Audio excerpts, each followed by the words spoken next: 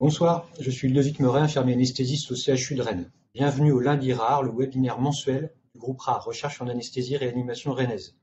Nous accueillons aujourd'hui le Dr Baptiste Gaudriot, médecin anesthésiste réanimateur au CHU de Rennes. Il va nous parler aujourd'hui de l'évaluation et la prise en charge cardiovasculaire des patients en chirurgie non cardiaque. Vous pourrez bien sûr lui poser vos questions après sa présentation, de vive voix ou bien en utilisant le chat. Voilà, avant que nous commencions, vous avez tous coupé vos micros, donc c'est parfait. Donc le temps de partager l'écran et puis je passe la parole à Baptiste. Merci beaucoup Ludovic, merci beaucoup pour l'invitation. Et puis du coup, on va essayer de discuter un petit peu ce soir, en effet, des guidelines récentes 2022 qui ont fait un peu polémique, on verra pourquoi, et puis on va essayer d'en discuter, concernant l'évaluation préopératoire du risque cardiovasculaire en chirurgie non cardiaque. Et donc passer la diapo suivante. Voilà, donc les recos dont on parle, c'est celle-ci. C'est les recos de l'ESC. Et c'est des recos qui ont été approuvés et adoptés même, on pourrait presque dire co-rédigés, avec la Société européenne d'anesthésie et de soins critiques, SAIC. À ce titre-là, on est censé estimer que ce sont des recos qui font partie de notre pratique dès aujourd'hui. Alors le contexte quand même brièvement, parce que ça peut être un petit peu important de se le remettre en tête. Pourquoi on parle de ça? On parle de ça parce qu'il y a deux points différents qui sont majeurs. Les chirurgies majeures, c'est plus de 34% entre 2014 et les années 2020-2022. Et ça représente 22 millions d'actes par an en Europe. Et en parallèle de ça, l'insuffisance cardiaque et la coronaropathie, puisque c'est un peu les deux choses auxquelles on va souhaiter s'attaquer, sont des problèmes de santé publique majeurs, j'y reviens pas. Mais ce qui est intéressant de noter, c'est qu'il y a 50% des patients qui présentent deux ou plus facteurs de risque cardiovasculaire avant une chirurgie majeure. Donc on voit que ça va nous concerner, et au final, l'impact périopératoire de ces deux pathologies, pour ne prendre qu'elles, ces deux pathologies associées à tout l'ensemble des maladies cardiovasculaires, c'est un patient sur 7 en chirurgie majeure qui va être atteint d'ischémie myocardique, de décompensation cardiaque, d'arythmie menaçant l'hémodynamique, d'AVC et au final d'une surmortalité globale d'origine cardiovasculaire. Donc finalement, on a un patient avec l'ensemble de ses comorbidités en haut à gauche qui va graviter dans un environnement thromboembolique, hémorragique, hémodynamique, hypoxique. Tout ça étant plus ou moins impacté évidemment par le niveau de risque chirurgical qui est pris, c'est-à-dire par l'intensité de la chirurgie qu'on lui propose. Les nouvelles recos qu'on va voir, finalement, elles prennent le relais de celles-ci, que je rementionne ici parce qu'on va voir que tout dans ce topo est question de balance entre les recos françaises, SFC SFAR de 2011, qui évaluait le risque du patient coronarien opéré pour chirurgie non cardiaque, et on parle bien que du coronarien, on verra tout à l'heure qu'on parle aussi d'insuffisance cardiaque. Et ces recos étaient basés sur trois grands principes: évaluer le risque chirurgical, évaluer le risque patient et évaluer la capacité fonctionnelle de notre patient. Et ces trois grands principes vont rester d'actualité et archi d'actualité, on y reviendra. Voilà les algorithmes de l'une et de l'autre des recommandations. Ici à gauche 2011, celle dont je viens de vous parler, qui est celle qu'on adoptait tous plus ou moins de près ou de loin en pratique clinique. Et en 2014, les recos européennes qui avaient été rédigées mais qu'on n'utilise pas beaucoup parce que finalement elles disaient en substance quasiment la même chose que ces recos françaises de 2011. Et donc on avait des recos européennes qui collaient à nos recos françaises et ça convenait bien à tout le monde. Alors si on prend les nouvelles recos, on passe à 2022 et on fait un petit point sur ce qui a changé et ce qui mérite notre attention. Déjà la première chose, c'est d'évaluer, je vous l'ai dit, en 1 le risque chirurgical. Et ici, il y a un tableau actualisé des différents risques chirurgicaux, que ce soit les chirurgies à bas risque, moins d'1% d'événements thromboemboliques cardiovasculaires, le risque intermédiaire entre 1 et 5%, et le haut risque chirurgical quand il y a plus de 5% d'événements. Je vous ai mis en rouge ce qui a changé par rapport à précédemment et qui est notable. Quand on fait une chirurgie par vidéo assistée du poumon pour une résection mineure, donc par exemple une segmentectomie ou un wedge, et on passe dans des chirurgies qui sont à bas risque. Et ça, c'est quand même intéressant de le noter parce que la littérature, elle commence à être fournie sur ces actes-là. Et en revanche, concernant la carotide, il est à noter que l'endartérectomie carotidienne, la CEA, qu'elle soit faite chez un malade symptomatique ou asymptomatique, passe dans une chirurgie à risque intermédiaire. On savait que le risque d'une chirurgie ouverte carotidienne, c'était le cœur, mais c'est le cas que le patient soit symptomatique ou pas. Et par contre, il est à noter que le stenting de carotide chez un patient symptomatique, lui, devient une procédure évaluée à haut risque chirurgical. On peut dire dès maintenant, on en reparlera plus tard, que c'est le grand mystère des opérations qui sont les plus pratiquées chez nous en France et dans le monde, qui sont les opérations orthopédiques intermédiaires. Ici, on parle des orthopédiques majeures. Dans la colonne du milieu, je ne sais pas si vous voyez ma flèche, mais la hanche et le rachis sont des chirurgies à risque intermédiaire. Par contre, les chirurgies de genoux, la prothèse totale de genou, eh ben, on ne sait pas du tout où la mettre, par exemple. La ligamentoplastie de genou, est-ce que c'est exactement la même chose qu'une ménisectomie, qui est ici dans les bas risques? Bref, il reste toujours des manquants dans ce tableau. Nouveauté des recos, l'introduction parmi les différents degrés d'urgence que vous connaissez. Il y a les chirurgies de sauvetage, c'est immediate en anglais, là-haut, peut souffrir d'aucun délai. Il y a les chirurgies urgentes, c'est une urgence qui se compte en quelques heures pour sauver la vie, un membre ou la fonction d'organe. Et puis il y a cette nouveauté, c'est des chirurgies qui sont sensibles dans le temps, time sensitive en anglais, qui sont les chirurgies typiquement du cancer et de la carotide, où il faut se dépêcher d'intervenir, mais peut-être qu'on a quand même le temps d'essayer de bien faire les choses pour évaluer notre malade, qui est un vrai intermédiaire, un peu nouveau en tout cas dans le fait de le mentionner, entre les chirurgies urgentes et les chirurgies programmées. Et puis, une fois qu'on a fait ça, et ben, du coup, on a notre risque chirurgical à gauche sur le diagramme. On a le risque cardiovasculaire du patient qu'on va approcher tout à l'heure et le risque global lié au patient pour cette intervention qui sont les points qui apparaissent. Et on voit d'emblée que à chaque fois qu'on pourra diminuer le risque chirurgical, on diminuera le risque global du patient. Ça paraît ainsi intuitif, c'est ici joliment schématisé. Et dans les recommandations, la seule chose qui ressort de façon un peu significative, c'est que chaque fois qu'on va pouvoir faire de la vidéo ou de l'endovasculaire, respectivement pour le thorax ou pour la chirurgie vasculaire, on diminuera le risque chirurgical et donc on diminuera le risque global atteint par le patient. Pour l'ensemble des autres techniques, il n'y a pas de recommandation forte. On a vu le risque chirurgical, on passe au risque patient maintenant. Le risque patient, il dépend des facteurs de risque cardiovasculaire que je vous ai listés là, mais vous n'aviez pas besoin d'avoir cette liste pour les connaître. De l'histoire cardiologique du patient, évidemment, son suivi, ses traitements, et puis de la gêne fonctionnelle ressentie par le patient, c'est-à-dire qu'il va falloir l'interroger pour savoir où il en est, notamment de sa dyspnée ou de son angor. Et avec ça, on a deux attitudes différentes. Je vous ai remis ici en haut à gauche l'ensemble des risques qui étaient établis par les ROCO 2011 et 2014, où on avait des patients à très haut risque. Pour faire simple, c'était ceux qui étaient symptomatiques ou qui avaient eu un événement cardiaque récent documenté. Il y avait à l'opposé les patients à faible risque, c'est ceux qui étaient asymptomatiques pour une activité au moins modérée. Et puis le risque intermédiaire, c'était soit les gens qui se présentaient à une chirurgie très lourde, soit tous les gens qui avaient un antécédent ou un facteur de risque d'ordre cardiovasculaire, mais pour lequel il n'y avait pas de décompensation récente.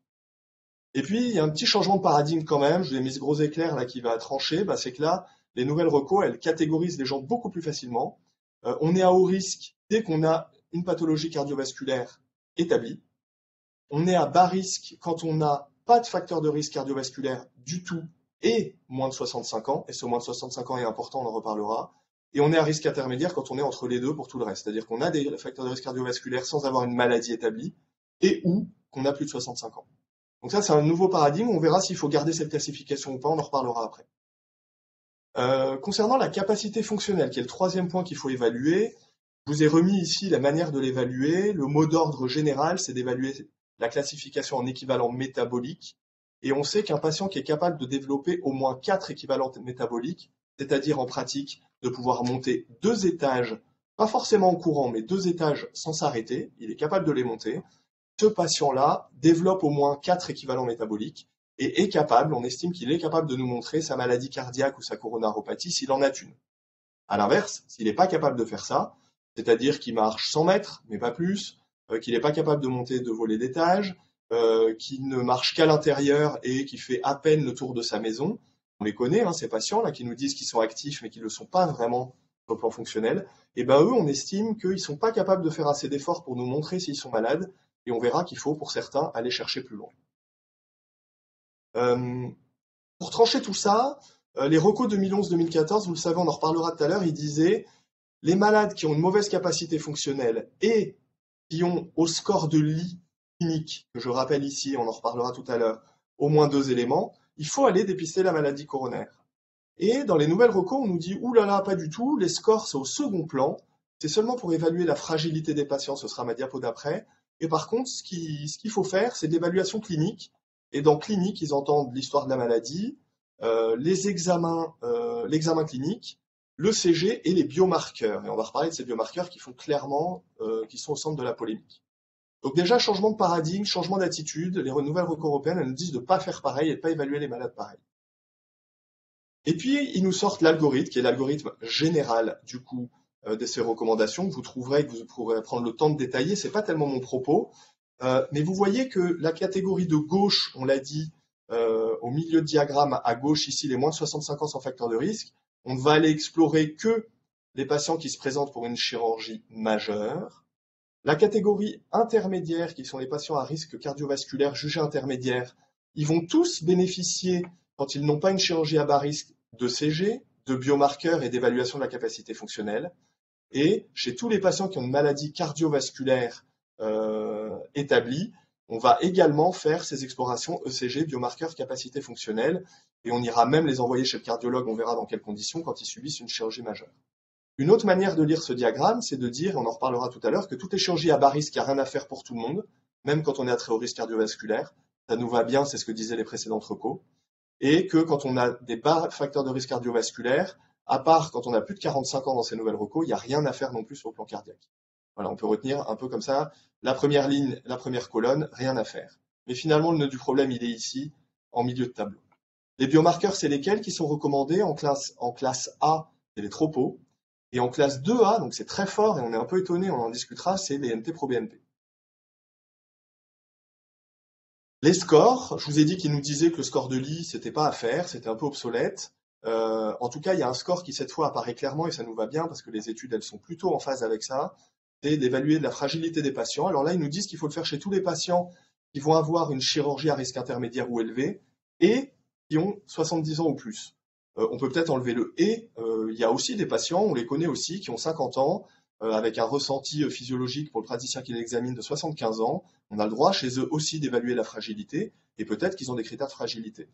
En tout cas, c'est très intéressant de le mettre dans les recos, mais malheureusement, je ne vois pas très bien où ça nous mène sur l'évaluation du risque cardiovasculaire, parce que nous n'avons pas dans les recos d'algorithme qui nous dit à partir de telle fragilité, il faut peut-être s'engager un peu plus fort dans l'évaluation cardiovasculaire. C'est dans tous les cas un marqueur de périopératoire plus difficile, mais c'est en aucun cas quelque chose qui va nous guider réellement. Donc, on oublie le score de lead après les nouvelles recos, on fait du frailty ou un autre score, mais par contre, on ne sait pas comment on l'utilise. Ça pose question tout ça quand même. Un score que je vous propose moi en pratique parce qu'il est simple, c'est pas tout à fait celui qui est intégré à la checklist de nos feuilles d'anesthésie à Rennes, mais comme ça vous en fait deux. C'est un score en 5 points qui reprend l'acronyme FRAIL de fragilité et qui est assez simple à retenir. Comme ça vous l'aurez et vous pourrez le regarder. On estime qu'un patient est à risque quand il a 1 à 2 points. Mon petit encadré là qui chevauche tout est faux et qu'il est fragile authentifié à partir de 3 points. Concernant les examens complémentaires qui vont découler de cette évaluation du risque. Le CG de repos 12 dérivations et les biomarqueurs cardiaques. On a compris que ça pouvait être un des nœuds du problème. Les recos de 2011, pour rappel, nous disent pas de biomarqueurs cardiaques. Ça ne sert à rien pour évaluer le risque périopératoire. Premier point quand même, où de gros désaccords entre ces deux recommandations. Et concernant le CG, globalement, c'est à faire pour toutes les chirurgies à risque intermédiaire ou élevé, ce d'autant qu'on a plus de 50 ans. On reprend les nouvelles recos 2022, vous voyez qu'avec un grade 1, en classe 1, c'est le vert à gauche, il faut faire, chez les patients qui ont des facteurs de risque cardiovasculaire ou plus de 65 ans, un ECG 12 dérivations avant les chirurgies à risque intermédiaire ou élevé, et des tropos plus ou moins BNP. Voilà, on y est, on est dans le dur des recos, c'est des grosses recos avec un grade fort, et on va essayer de décortiquer tout ça tout à l'heure. Vous verrez que j'atténuerai beaucoup ce message et je ne crois pas que c'est ce qu'il faut retenir en pratique. Pourquoi on demande de faire des tropos? On demande de faire des tropos comme baseline de référence en vue d'évaluer la survenue d'une ischémie myocardique post-opératoire. Et vous voyez, les tropos, c'est les petits tubes à essai qui sont dessinés sur ce diagramme. On les fait en pré-op pour avoir une valeur de base et on les répétera non pas à J0 comme c'est souvent fait, on le redira tout à l'heure, mais à J1 et à J2 pour évaluer la survenue d'une ischémie myocardique silencieuse. Ça, c'est les grosses études de cohorte publiées dans le New England, de Véro et compagnie, qui nous montrent que quand on a une troponite, pour dire les choses vulgairement, on est plus à risque de mortalité. Est-ce que ça change notre pratique clinique et la manière dont on gère le malade? Probablement pas, Et c'est pour ça qu'on mettra ce message un petit peu en berne tout à l'heure. L'écho de repos, deuxième point d'achoppement et deuxième point de polémique de ces recommandations. Elle est recommandée chez tous les patients chez qui on détecte un souffle avant une chirurgie à haut risque, ça nous va bien, c'était recommandé, c'est même logique intuitivement, mais également chez tous les patients qui, avant une chirurgie à haut risque, ont une capacité fonctionnelle altérée et ou un NT-proBNP élevé.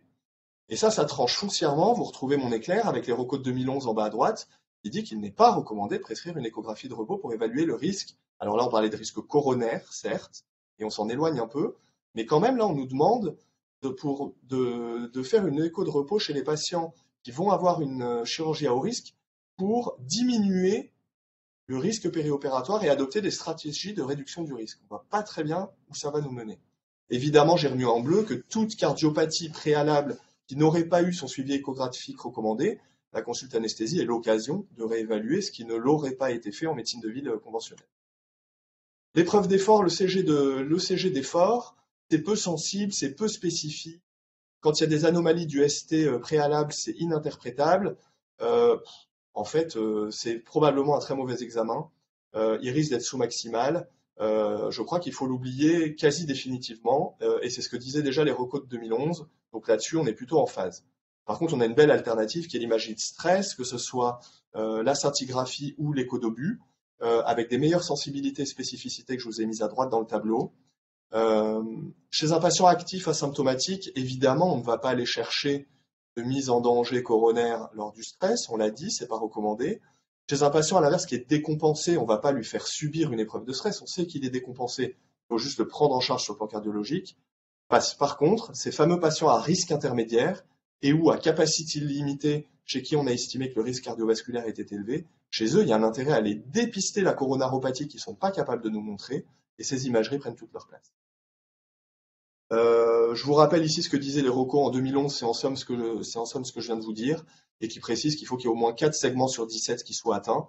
Les nouvelles recos européennes ne le précisent pas, donc c'est toujours intéressant de garder ça en tête. L'imagerie de stress, ce qui est important, c'est que dans tous les cas, évidemment, quand il est décompensé, on n'en fait pas, je vous l'ai dit.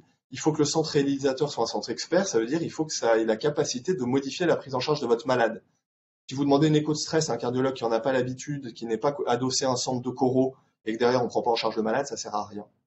Et puis bizarrement, quand on parle d'écho de stress dans ces nouvelles recos, je vous rappelle qu'on nous avait dit qu'il ne fallait surtout pas faire de score de risque, et bien là on nous dit que peut-être pour guider chez les patients qui ont une capacité fonctionnelle faible et qui sont à haut risque cardiovasculaire, il faut peut-être le guider par une évaluation de probabilité d'avoir une coronaropathie. Et quand on lit, c'est toujours comme dans les contrats d'assurance, hein, quand on lit les petites notes de bas de page, c'est là qu'il y a tout qui se passe. Et bien là, on nous dit qu'il faut faire le RCRI, c'est ce fameux score de lit qui ressort, comme par magie, et qui nous dit que c'est peut-être le bon examen pour aller guider, le bon score pour aller guider la réalisation de l'examen.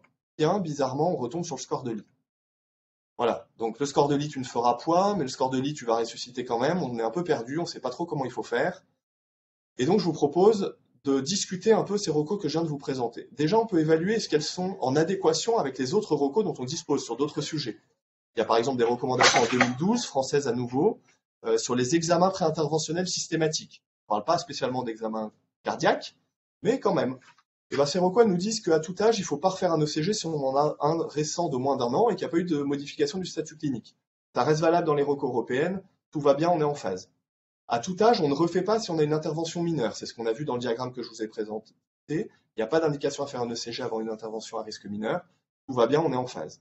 La seule limite, elle est sur l'âge, je vous l'ai dit. Dans les recos françaises des examens préinterventionnels systématiques, pour les patients de moins de 65 ans, quand on parle d'une chirurgie vasculaire artérielle, ou que le patient a des signes cliniques ou des facteurs de risque cardiovasculaire, ou qu'il a une pathologie connue, quel que soit le niveau de chirurgie, à moins de 65 ans, dans le contexte de facteurs de risque, finalement ce qui revient à dire dans le contexte d'un score de lit positif, on va faire un ECG. Alors qu'ici, dans les nouvelles recos, c'est le petit encadré que je vous ai mis là, ça c'est les recos 2022, et ben vous voyez que le CG il a sa place chez les moins de 65 ans, mais les plus de 45, donc entre 45 et 65 ans. Petite digression, divergence, je pense qu'elle est à la marge et je pense qu'il n'y a pas de problème sur l'indication de l'ECG de repos finalement.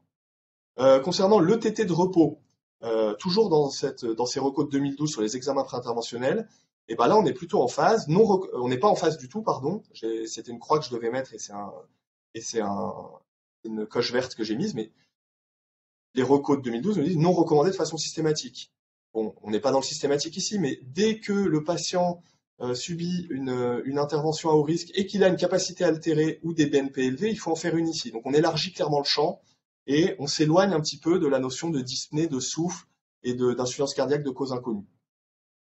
Concernant l'hémogramme, j'y reviens juste parce que les recos de 2012, elles disent que il est non recommandé avant une chirurgie mineure, alors qu'ici, l'hémogramme intervient dans l'évaluation du patient dès sa phase clinique. Je vous l'ai dit, la clinique comprend aussi les lab tests, en plus de l'histoire de la maladie et l'examen clinique. Et donc, c'est une digression là entre les recos.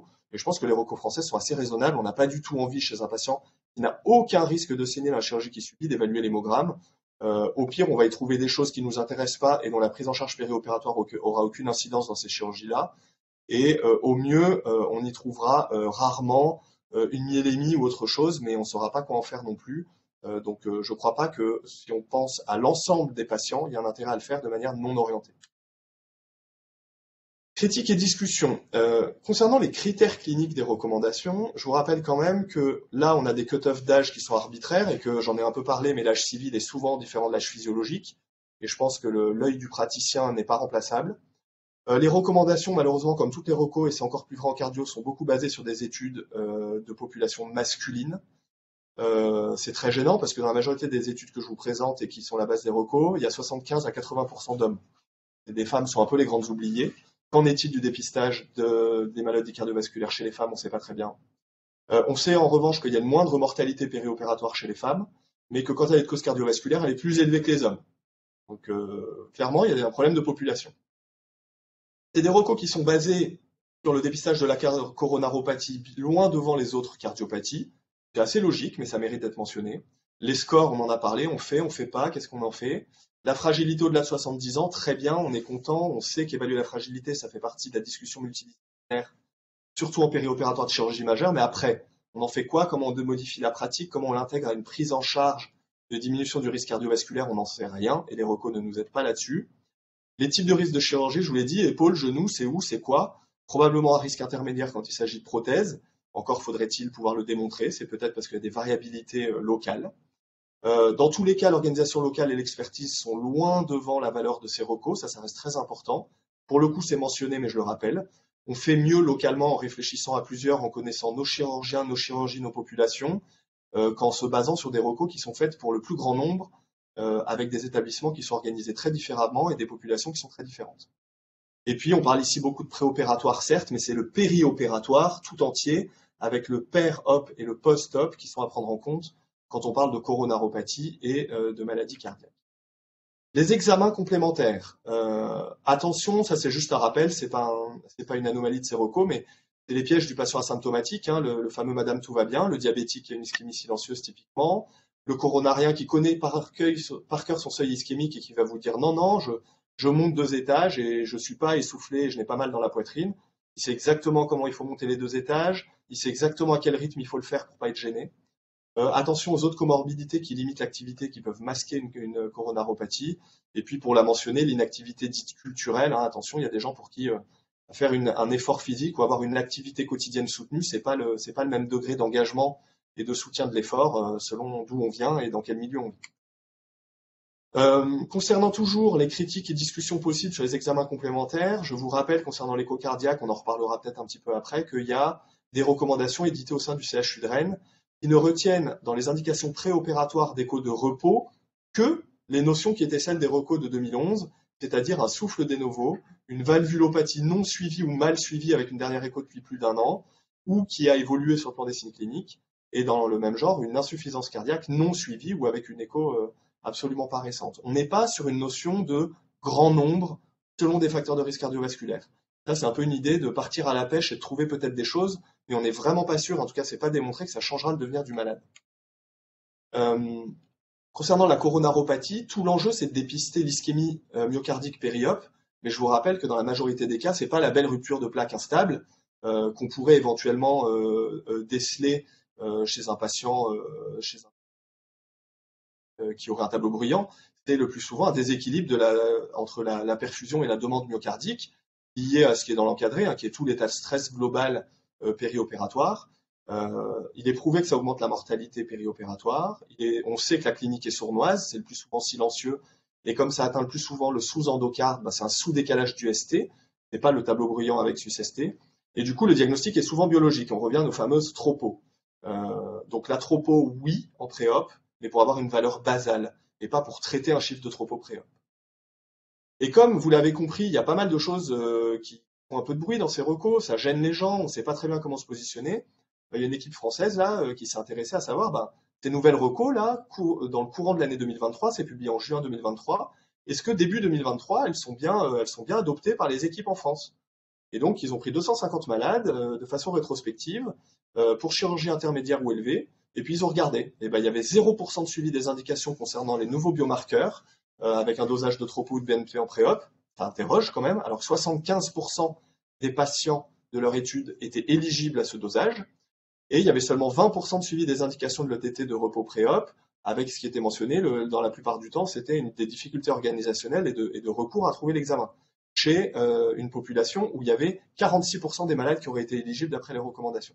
Donc clairement, les recos, elles ne sont pas suivies, elles posent problème, ça dérange les gens, sur le plan intellectuel probablement, et sur le plan organisationnel, c'est certain.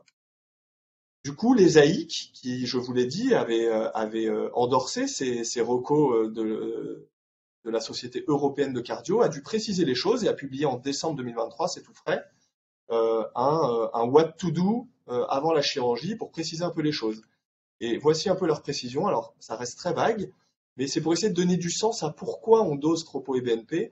Et en gros, si on les dose, il faut regarder plutôt ici, on les dose surtout à visée pronostique, parce que c'est là où peut-être, avec des qualités d'évidence que vous voyez qui sont quand même assez hasardeuses, ça justifierait le fait de suggérer de les doser en pré-op. Et puis, le BNP éventuellement, pour prédire la survenue d'un tableau d'insuffisance cardiaque, et pour tout le reste, c'est pas de recommandation, pas de recommandation, pas de recommandation. Et surtout, moi, ce qui m'intéresse, c'est le rouge. Il n'y a aucune recommandation et aucune qualité d'évidence pour dire que ça va changer le management de notre malade d'avoir dosé les tropos en pré-op et le BNP en pré-op. Donc quand même, c'est un sacré revers sur des recos qui ont été adoptés un an plus tôt. Et pour conclure, ou presque, la SFAR a du coup fait une mise au point, là, toute fin 2023, pour nous aider, nous, praticiens français, à agir dans ce contexte, et pour souhaiter 6 règles raisonnables et pragmatiques en 2024. Et ce qu'il faut en retenir, c'est que l'évaluation du risque du patient, tel que montré dans le tableau que je vous ai montré, avec les risques carotidiens qui glissent et les VATS poumons qui deviennent un peu plus modérés, ça paraît être une bonne idée de se baser sur ce nouveau tableau parce qu'il a été mis à jour.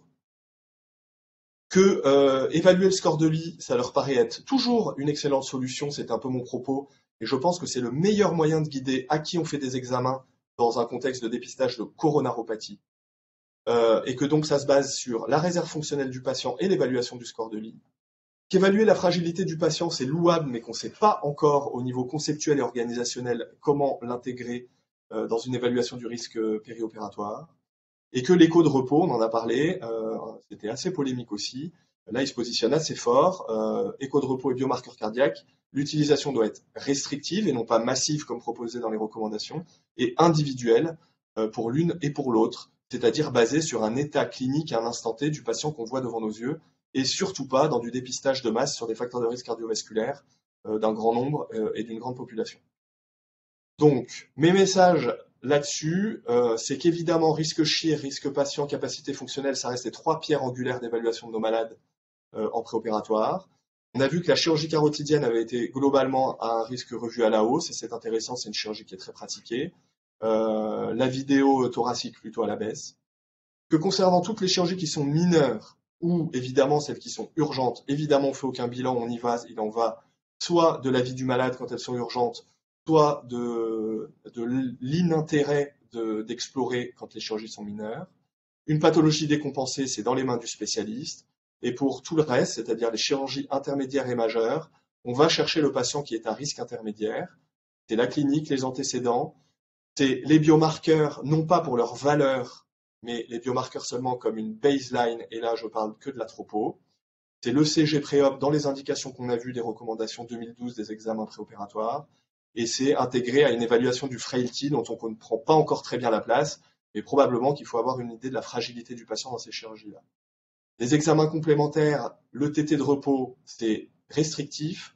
Les examens concernant l'évaluation du stress, c'est plutôt, je vous l'ai dit, l'écho d'obus et la scintigraphie, et c'est le bon sens. On ne met pas à pédaler sur un vélo un malade qui a une artériopathie avec un périmètre de marche à 50 mètres. Ça sert à rien, ça ne va pas marcher. Et puis dans le doute, peut-être faut-il s'interroger sur la capacité de s'abstenir, des recos qui sont lourds, qui nécessitent beaucoup d'examens complémentaires. On ne parle pas beaucoup de sobriété médicale. On a vu que l'impact sur la prise en charge, il était parfois hasardeux. Et il faut peut-être assumer le fait que chez des patients chez qui on n'est pas très sûr que ça bénéficie d'aller l'explorer, peut-être qu'il faut savoir s'abstenir. Il suffit de justifier, mais je pense que en 2024, ça peut aussi avoir sa place, bien que ça n'apparaisse pas dans nos recommandations de société savante. Voilà, je vous remercie pour votre attention. Et puis s'il y a des questions, pour essayer de faire un peu moins compliqué, parce que peut-être que ça peut presque être simple, j'ai à votre disposition. Merci beaucoup parce que c'était un challenge important, hein, parce qu'on voit que c'était le titre de ta présentation, la polémique, Ouais. pour l'interrogation. Est-ce que tu peux juste nous redire, même s'il y a des points que tu as déjà développés, en quoi c'était une polémique, en quoi ça a posé problème? Ça a vraiment posé problème, en tout cas pour nous Français, mais aussi on le voit à l'échelle européenne, puisque la société européenne, elle a dû faire un peu des démentis, entre guillemets. Ce qui posait problème, c'est que du jour au lendemain, assez massivement, en tout cas dans les gros hôpitaux et les grosses cliniques qui opèrent des patients à risque intermédiaire ou élevé, qui bénéficient surtout de chirurgie intermédiaire ou élevée, des patients qui étaient assez simples à évaluer avant, c'est-à-dire on pouvait juste, avec une question, êtes-vous capable de monter une volée de 2 étages sans vous arrêter, oui, non, et avez-vous des symptômes quand vous les montez Finalement, on se retrouvait chez ces patients à devoir creuser l'histoire et les facteurs de risque, et alors même que la capacité fonctionnelle devait être évaluée, on n'en tenait finalement pas trop compte et on devait leur prescrire des tropos, on devait leur prescrire des BNP, on devait leur faire un ECG, et l'idée était d'aller chez le cardiologue derrière, s'ils étaient à risque. Et du coup, il y a toute une série de patients à qui on a trouvé des tropos à 17, à 24, à 32, qui avaient une capacité fonctionnelle, mais qui étaient un peu augmentée, et qui sont allés chez le cardiologue sur des troponites opératoires, alors qu'ils avaient une capacité fonctionnelle plus ou moins préservée, et on savait vraiment pas quoi en faire. Et on n'était pas sûr que c'était de la médecine intelligente, et on était surtout certain qu'on n'avait pas les réseaux pour organiser ça. Et donc il a fallu recentrer un peu le débat, repréciser, c'est ce que j'ai montré des AIC, pourquoi on faisait ces examens, pourquoi ils étaient demandés, et que c'était pas du tout pour changer le management du patient, mais que c'était pour avoir une baseline de suivi de l'évolution post-opératoire. Voilà, bref, il a fallu vraiment préciser les choses, et finalement on retombe sur nos pattes des recos de 2011, à peu de choses près. Donc c'est probablement des recos qui ont complexifié le raisonnement, qui ont voulu apporter des nouveaux éléments, mais en fait, en les précisant, on retombe sur ce qu'on faisait déjà, à peu de choses près. Très bien. En pratique, donc, dans la pratique quotidienne de l'anesthésiste, quel tropo on doit demander en période? Alors, dans périop, on demande une tropo préopératoire au moment où on veut selon nos organisations. Chez les patients qui subissent une chirurgie de haut risque ou une chirurgie à risque intermédiaire pour lequel il y a un score de Lee supérieur ou égal à 2. Voilà. Chez lui, il y a une indication parce que lui, on estime qu'il est à risque d'une coronaropathie. D'ailleurs, c'est un patient qu'on va aller envoyer faire un examen de stress. S'il ne développe pas 4 mètres, on va l'envoyer faire une écho d'obus ou une scintigraphie. Et chez lui, on a besoin d'une tropo baseline pour contrôler le suivi de sa tropo en post-op. Et dans ces patients-là, il y a évidemment les patients qui sont déjà coronariens inconnus, et eux, il y a un vrai intérêt à le faire. Et une fois de plus, on ne traitera pas la tropo pré-op, mais par contre, on ira suivre l'évolution de la tropo post-op à J1 et à J2. Alors, même question, mais pour le TT, cette fois, et en pratique, on en fait. Moi, je pense qu'il faut rester sur ce que j'ai montré tout à l'heure, là, ce qui a été fait en avec la Comédim, c'est les cardiologues au CHU de Rennes. C'est cette petite feuille que vous avez peut-être pour certains dans vos blouses, qui en tout cas est disponible sur l'intranet, sur lequel il y a eu un petit peu de communication l'année dernière et peut-être même l'année précédente maintenant, où en fait le rationnel, c'est de dire soit le malade est décompensé, il a une indication à ce qu'on lui recherche une valvulopathie ou une insuffisance cardiaque, l'écho est indiqué, soit le malade a un souffle, c'est-à-dire un examen clinique pathologique qui nécessite qu'on précise quelle est la nature de ce souffle. Et je crois qu'il faut s'en cantonner à ça, parce que pour les autres, dans la littérature, il n'y a rien de prouvé sur le fait de découvrir une anomalie structurelle cardiaque ou une altération de la fraction d'éjection, par exemple, ou une valvulopathie. Il n'y a aucun bénéfice à le faire en préopératoire chez un patient qui est asymptomatique. Et donc, finalement, on s'écarte du risque. C'est des gens qui tolèrent ça dans leur vie quotidienne. Ils ne sont pas symptomatiques de cette maladie. Peut-être que c'est intéressant pour le cardiologue plus tard de le découvrir. En tout cas, pour nous, en périopératoire, ça ne justifie pas de le faire massivement à toute la cohorte de patients qu'on voit. Ces recommandations, elles sont à prendre avec contextualisées. Oui. Hein, si j'ai bien compris, donc il y a le risque chirurgical qui Oui. rentre en compte. Ouais. Il y a les risques liés au patient. Il y a sa réserve fonctionnelle Oui. qui est à évaluer. Il y a également tout le contexte aussi, la Oui. structure dans laquelle on se trouve, Exactement. La connaissance du chirurgien, de la méthode de chirurgie qui est utilisée, la méthode anesthésique aussi, qui Oui, peut tout à fait. également avoir un impact. Ouais. Et une remarque plus qu'une question, mais j'ai l'impression, mais dis-moi si je me trompe, mais que ces recommandations, enfin les recommandations sur ce sujet-là sont peut-être moins importante pour le patient très à risque qui, lui, de toute façon, va bénéficier de nombreux examens et c'est normal, et c'était peut-être déjà fait et c'est fait dans la pratique courante. C'est peut-être un point important pour les patients à risque intermédiaire, modéré. Exactement. Je pense que le cœur du débat, il est là-dessus. C'est exactement ça.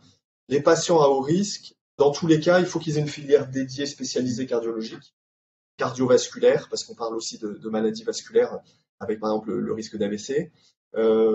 Chez les patients à faible risque ou qui bénéficient d'une chirurgie mineure, on est hors du cadre parce qu'on sait que l'impact de la procédure qu'ils vont subir n'aura pas d'incidence sur une quelconque maladie cardiovasculaire. Mais par contre, tout l'enjeu, c'est d'aller chercher les patients à risque intermédiaire et de leur faire dire est-ce que vous avez une capacité fonctionnelle suffisante pour nous montrer vos symptômes? Oui, non. Et si la réponse est non, il faut aller les dépister. Et c'est là où le score de Lee prend tout son sens, en se disant il ne développe pas une capacité fonctionnelle suffisante, mais il a quand même des facteurs de risque sérieux, diabète, insuffisance rénale marquée, antécédents cardiovasculaires type AVC ou OAP supérieur à 1 an. Ce patient-là, je dois aller lui dépister la coronaropathie parce que s'il en a une, c'est lui qui va me poser problème en périopératoire. Le but étant de pouvoir changer la pratique, c'est-à-dire d'introduire chez ce patient par exemple des bêta-bloquants s'il est éligible, et de le faire longtemps en amont, de lui introduire des statines s'il est éligible, et de le faire en amont aussi, parce qu'on sait que ça a été bien montré qu'il n'y a aucun intérêt à le faire en périopératoire immédiat. La veille, ça ne change rien. Les patients qui doivent être traités au long cours suivent. Je ne sais pas si vous aviez des questions.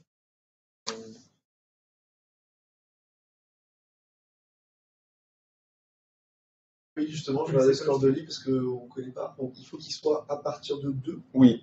Le score de Lee. Alors, le score de Lee, c'est intéressant. Voilà, le score de Lee, c'est intéressant. C'est un score qui est assez vieux maintenant, qui a de 99 dans sa première version, qui a été ajusté après. C'est ce qu'on appelle le score de Lee modifié ou score de Lee clinique. On a viré l'item lié à la chirurgie parce qu'il y avait le fait de subir une chirurgie aortique ou artérielle parmi les critères liés au patient. Donc, c'était un peu gênant. C'était un critère lié à la chirurgie. Et il a été réévalué sur une cohorte de 450 000 patients en 2014 ou 2015, si je ne dis pas de bêtises. Je crois que la SFAR reprend ça dans son item.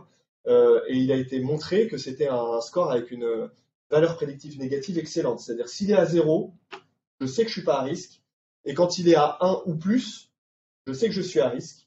Et donc, 1 ou plus sur le score originel, c'est l'équivalent de 2 cliniquement quand on se présente à une chirurgie majeure.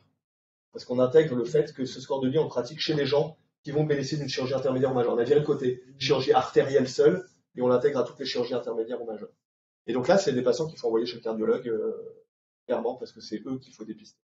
Pour faire éventuellement une échographie d'effort alors. Pour faire, clairement, on l'envoie pour l'examen d'effort. Moi, j'avais lu ces recommandations ESC. Là, quand on faisait une évaluation à l'effort, uniquement chez un patient qui avait un point d'appel clinique, donc soit une capacité fonctionnelle altérée, soit une anomalie de l'examen clinique ou de l'ECG de repos, et ça m'allait plutôt bien. Maintenant, de dire faire une écho d'effort chez un patient qui est parfaitement asymptomatique avec un examen basal qui est normal, pourquoi pas, mais c'est vrai que c'est... Mais on le fait que chez l'asymptomatique qui est à moins de 4 mètres, c'est-à-dire dont on dit tu n'es pas capable de montrer que tu es asymptomatique pour de vrai, parce que tu ne développes pas assez de capacité fonctionnelle.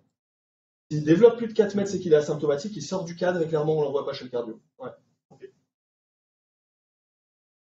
J'avais une remarque aussi, voilà, tu as montré à la toute fin que en fait, l'application de ces recommandations était relativement faible, mais elles sont récentes. Oui. Et on sait que, je ne sais pas si j'ai pas d'exemple de littérature sur d'autres recommandations, mais on sait qu'il y a toujours. Est-ce que, en gros, cette étude, elle n'a pas été faite un petit peu outre l'aspect polémique de cette étude. Le but de l'étude, c'était clairement, ils voulaient montrer que l'adhésion était mauvaise. Donc peut-être qu'en effet, ils ont choisi un timing précoce.